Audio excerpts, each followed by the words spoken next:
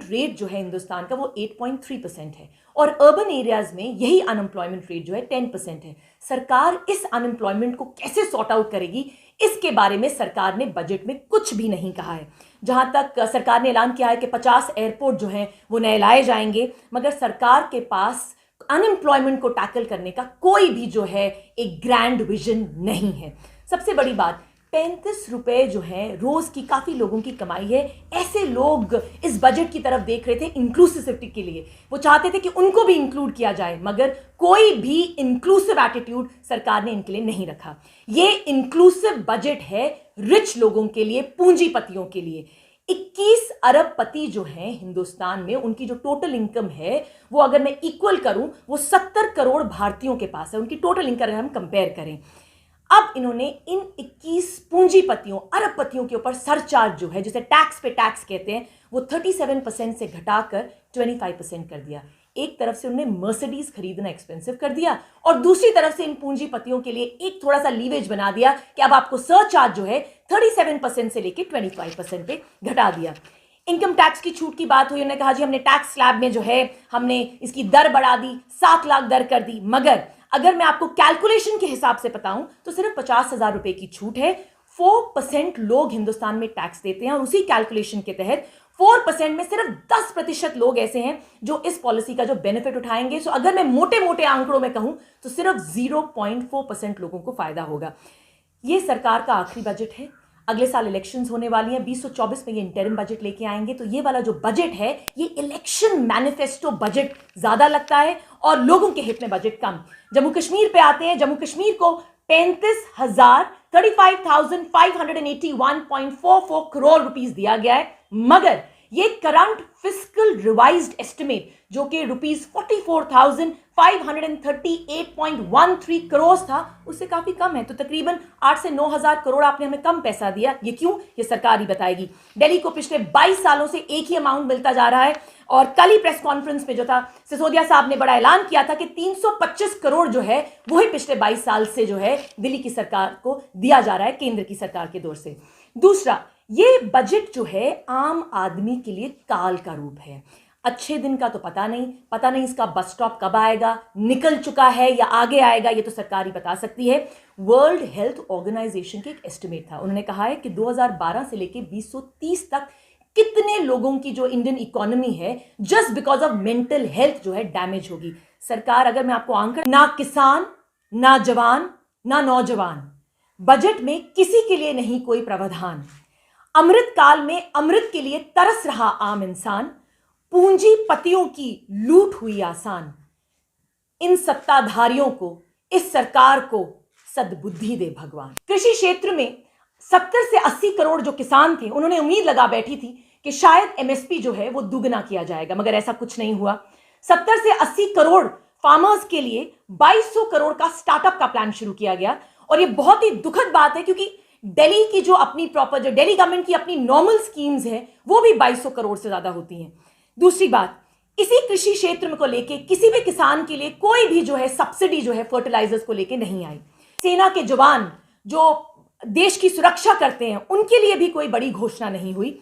रक्षा budget में कोई भी बड़ी आयोजना का उन्होंने स्पेसिफिकेशन नहीं दिया। नौजवानों के लिए बेरोजगारी एक बहुत बड़ी प्रॉब्लम बनी हुई है।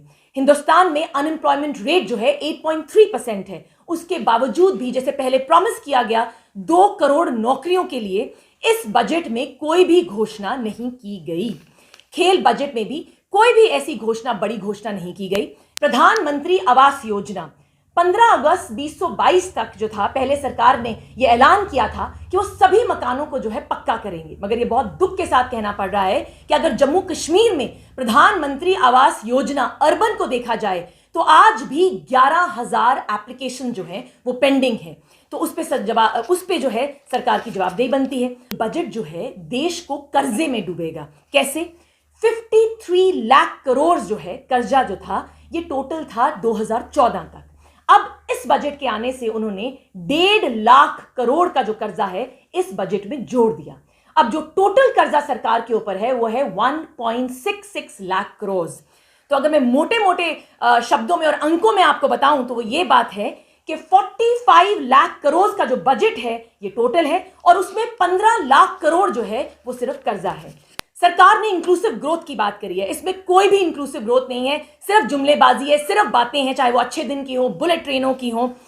कोई भी नया हॉस्पिटल जो है उसका ऐलान नहीं किया गया। No massive spending in the field of education.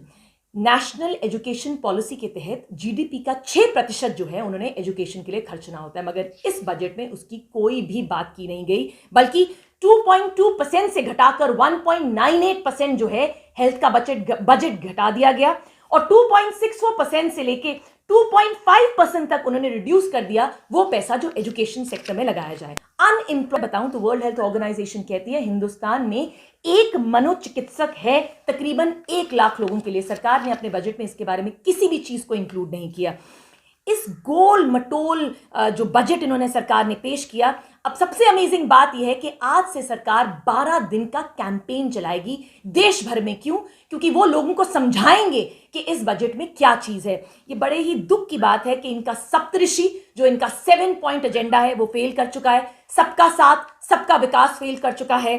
भागीदारी जो जन भागीदारी की इन्होंने बात करी है वो फेल कर चुकी है और उसी के साथ जो इनका वासुदेव कुटुंबकम का जो नारा है वो भी फेल कर चुका है। कभी भी सरकारों ने ऐसा नहीं किया कि ऑल ओवर इंडिया वो एक कैंपेन चलाएं कि भाई ये हमारा बजट है और ये लोगों को समझाएं। नॉर्मली जब भी कोई सरकार अपना बजट निकालती है तो उसमें ऑटोमेटिकली लोगों को समझ में आ जाता है कि क्या चीज उनके फेवर में है। देश के लोग टैक्स क्यों देते हैं? देश के लोग टैक्स इसलिए देते हैं ताकि जो भी रेवेन्यू जनरेट हो वो देश के हित में, डेवलपमेंट में यूज हो। मगर अब लोगों को यह भी आशंका है कि जितना भी टैक्स पेयर्स का मनी है क्या वो सेफ है? यूएस बेस्ड कंपनी हिंडरबर्ग की रिसर्च, जो हिंडरबर्ग रिसर्च है, उन्होंने अपनी एक रिपोर्ट निकाली 25 जनवरी 2023 को।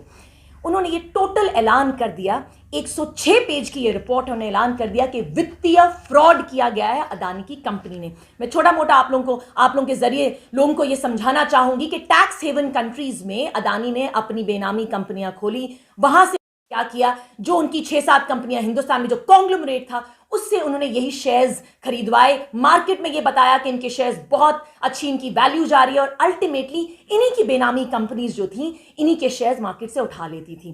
प्रॉफिट दिखाया गया और अल्टीमेटली देश के निवेशकों का 4 लाख करोड़ रुपीस जो था वो डूब गया। LIC ने धड़ंधर जो है इनके शेयर खरीदे, SBI ने इनको लोन दिया, 87,000 करोड़ जो है शेयर खरीदे गए, LIC ने शेयर खरीदे। आप लोगों के माध्यम से मैं लोगों से पूछना चाहूंगी कि आप खुद बैठ के सोचिए कि जब आपने LIC में अपनी इन्वेस्टमेंट करी तो आपने अपने भविष्य के लिए इन्वेस्टमेंट करी, मगर आज जो है आप लोगों का पैसा सेफ नहीं है। 2.5 लाख करोड़ रुपए का जो कर्जा है वो अदानी के ग्रुप पर है। 74,000 करोड़ जो है ये जो कर्जा था मोदी साहब ऑलरेडी अपने दोस्त को माफ कर चुके हैं। 87,000 करोड़ के अगर शेयर LIC खरीदती है तो सरकार को समझाना पड़ेगा कि किसकी परमिशन से ये 87,000 करोड़ रुपए के आपने जो है शेयर्स खरीदवाए। 1,000 करोड़ जो है नीरव मोदी और चौकसी साहब ऑलरेडी लेके भाग चुके हैं। 10,000 करोड़ विजय माल्या लेके जा चुके हैं और अब हम नहीं चाहते कि जो हमारा जो पैसा LIC में लगा है, जो SBI ने लोन दिया है,